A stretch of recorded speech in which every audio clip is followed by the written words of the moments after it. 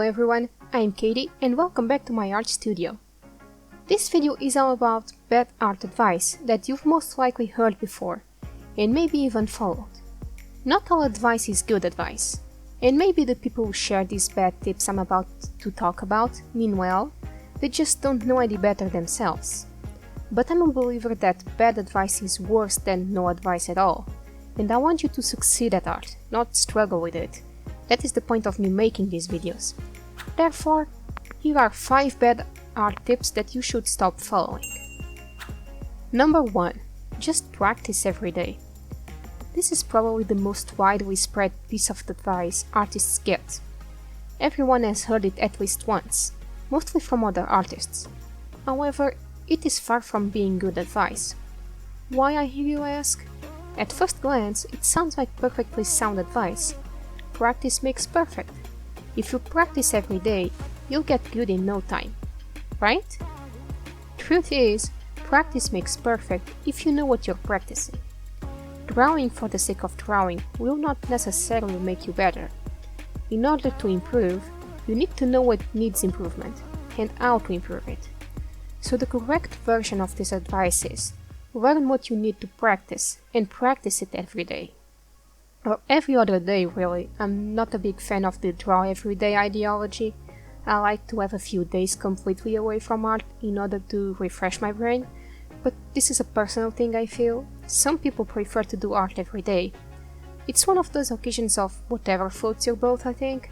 The point is, don't burn out yourself. You cannot improve if you push yourself to the point of insanity. Practice the amount of time that is reasonable for you. Number 2. You need to go to art school.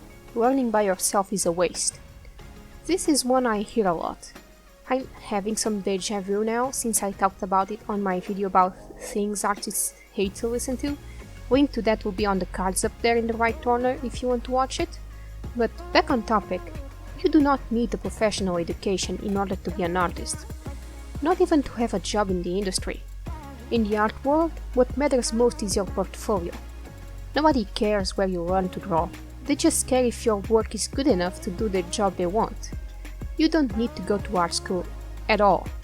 I am self-taught and never did I ever consider going to art school.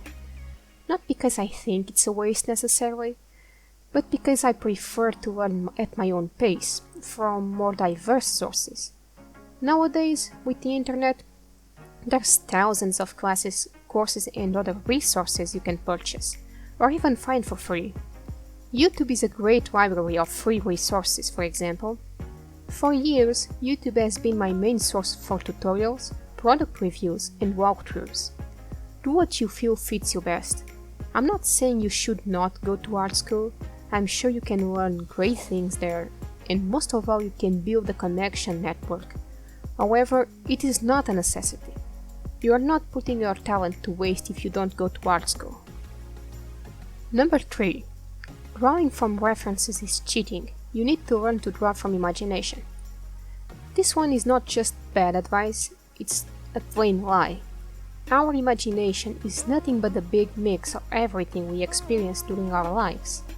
Every image you come up with in your thoughts has been inspired by something you saw at some point during your life. It's simply impossible to have a completely original idea that has not been inspired by our previous experiences. So no, using references is not cheating. It's just how we naturally create something new, by referencing something or some things that already exist.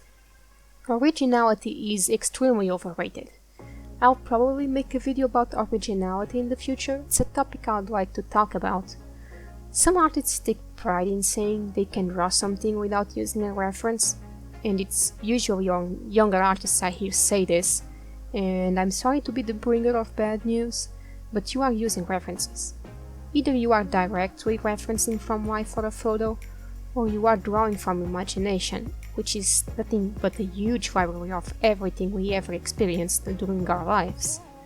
Pablo Picasso is quoted to have said, "Good artists copy, great artists steal." You know the irony of that quote? Picasso did not create it. So don't listen to this one. If someone tells it to you, feel free to just brush it off as bad advice, because it really is. Number 4. You need to create a unique art style. This one ties in with the last one. There isn't anything that's truly original. Everything we create is just a mix and match of things we experience on a daily basis. Therefore, asking artists to have a truly unique style is asking for the impossible. And style is something a lot of artists struggle with. YouTube is filled with videos teaching people how to find their artistic style. Go on, pause this video, open another tab, search how to find my art style, and see how many videos pop up. What if I tell you your style is much more than how stylized your art is? Okay, that doesn't make much sense, but hear me out. An artist's style is far more than how cartoonish or realistic it is. The subjects we choose to draw, the colors we choose, the way we put paint on a canvas, how we blend. All these things put together is what creates your style. Artists that work, say, in the video games industry for example, they need to change what they can draw in order to fit the projects their company is currently working on. However, you can still recognize that it is a specific artist's work when you look at it. Your style will come to you naturally as you improve your skills. You don't need to seek it, and much less attempt to make it unique. Just keep drawing and over time it will come to you. And finally, number 5. If you want to be a real artist, you need to stop drawing insert subject here. For some reason, if you draw a lot of the same subject, say you draw a lot of cute girls, at some point in time, someone will come to you and tell you that if you want to be a real artist one day, you need to stop drawing cute girls and draw something else. I have no idea where this even came from, but it's just not true. I think the ones who are most affected by this bad advice are people who draw manga. For some reason, some people believe that you can't be a real artist if you draw only manga or anime. I said this in another video, I'm sure it was on the things artists hate to listen to. Again, link to that will be in the card there up in the corner. But Japan begs to differ. Actually, the way social media algorithms work, you are more likely to grow your page if you paint the same thing over and over again instead of drawing different subjects all the time. I'm not saying this is what you should do.